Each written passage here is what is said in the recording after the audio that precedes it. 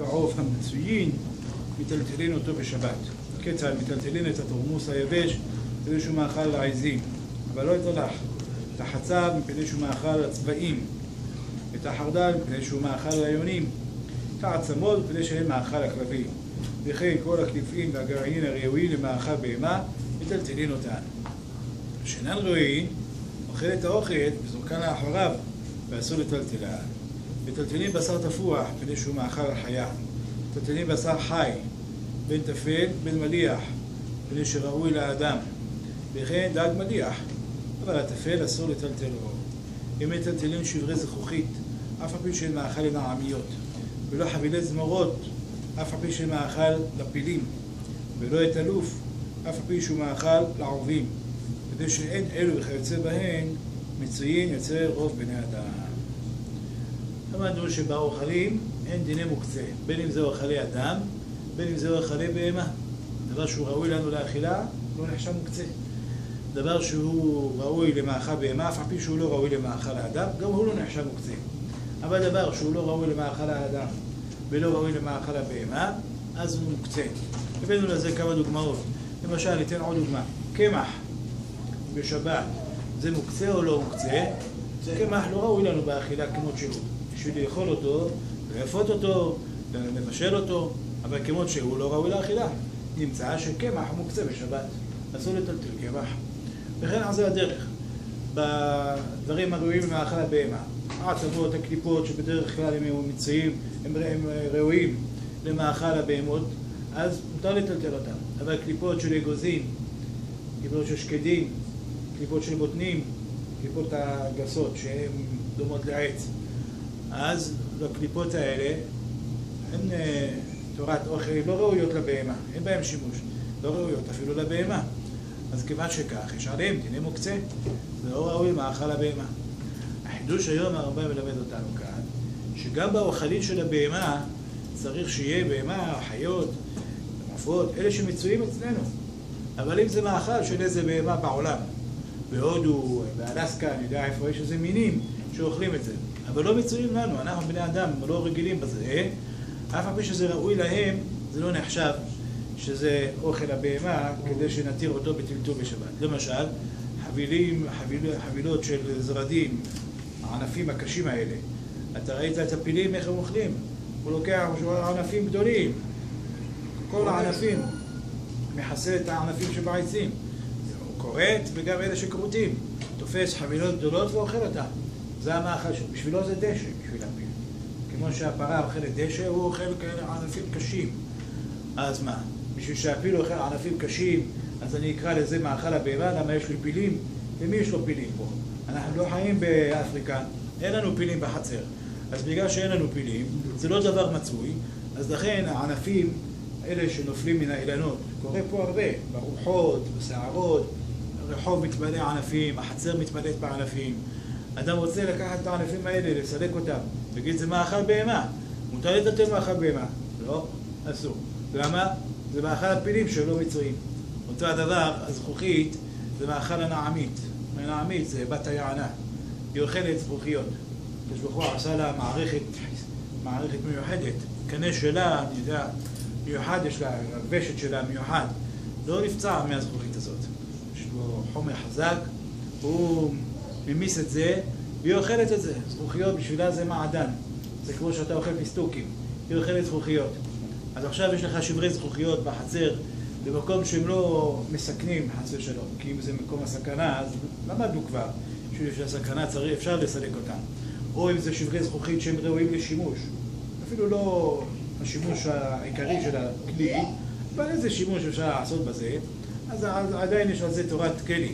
אבל אם זה שברי זכוכית שכבר אין בהם שום שימוש, ואני רוצה להתיר אותם בשביל שהם מאכל הנעמיות, זה אסור. למה? אנחנו לא מגדלים נעמיות, כן? לנו זה נקרא מוקצה. אותו הדבר, הדוגמה שמביא כאן הרמב"ם, שהלוף זה סוג של בצלים כאלה, הוא מאכל העורבים. העורבים אוכלים את הלוף הזה. אבל העורבים, כתוב בגמרא, מי היו מגדלים? בשרים החשובים, הם היו מגדלים עורבים. זה היה מראה חשיבות, זה היה מראה שררה. הוא כל כך עשיר, הוא כל כך חשוב, שהוא יכול לגדל עורבים. אז בזמנם אלה שהיו מגדלים אותם, בשבילו יכול, הדוף, זה לא מוקצה בשבת. אבל בשבילנו, של האדם רגיל שהוא לא מגדל עורבים, אז הלוף הוא מוקצה בשבת. הלוף הזה, יש לוף שגדל בגינה, דרך כלל האדם רגיל בו, הוא לוקח לעצמו גם. אבל יש לוף שגדל בשדות. אלה שגדלים בשדות לא כל כך ראויים למאכל האדם. לא רגילים לאכול אותם. אז לכן, להתיר אותם משום שהם מאכל עורבים, זה אנחנו לא מתירים. יש כאן רק דבר אחד שהוא, הרב המגיד מעורר עליו. הרמב"ם אומר שמותר לטלטל את החרדל, מפני שהוא מאכל היונים. החרדל, לא מדברים החרדל שיש לך בצנצנת, זה מאכל האדם. זה אתה לוקח, שם מעלה, זה בסנדוויץ'. אבל יש חרדל שהוא עדיין זרעים. לפני שטחנו אותו ועשו אותו החרדל הזה, אז הזרעים כמות שהם לא ראויים לנו לאכילה. אנחנו בני אדם לא אוכלים את הזרעים של החרדל. מי אוכל את הזרעים של החרדל? מאכל היונים, כך אומר הרמב"ם. כן? לכן מותר לטלטל את זה לפני שזה מאכל היונים.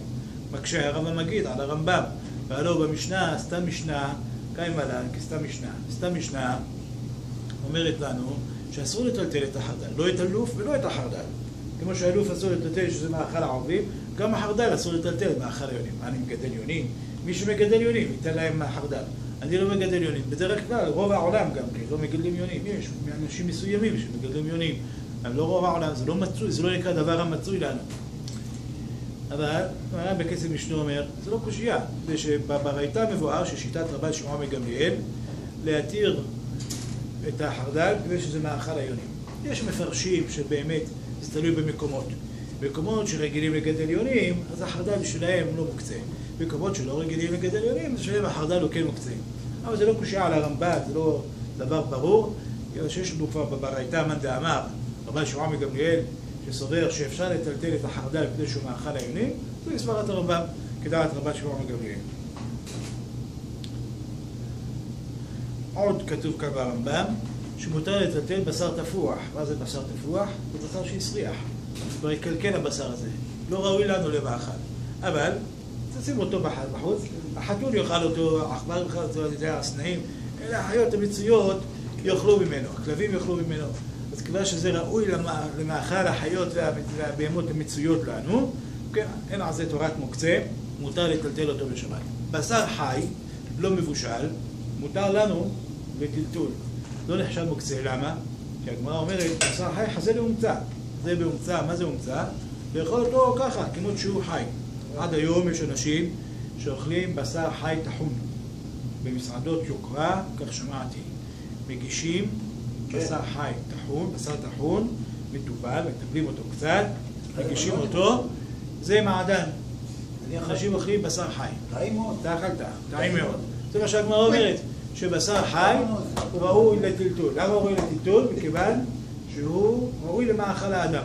בדרך כלל אדם אוכל בשר מבושל, אבל על ידי הדחק, יכול לאכול אותו, על ידי הדחק, אוכל גם כשהוא חי.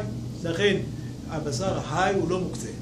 אבל הדג, הגמרא אומרת שהדג חי לא מבושל, הוא מוקצה. ולכן אסור לטלטל דג לא מבושל. זה הדין שכתוב בגמרא, זה הדין שכתוב כאן ברמב"ם, חוץ מהדג המליח.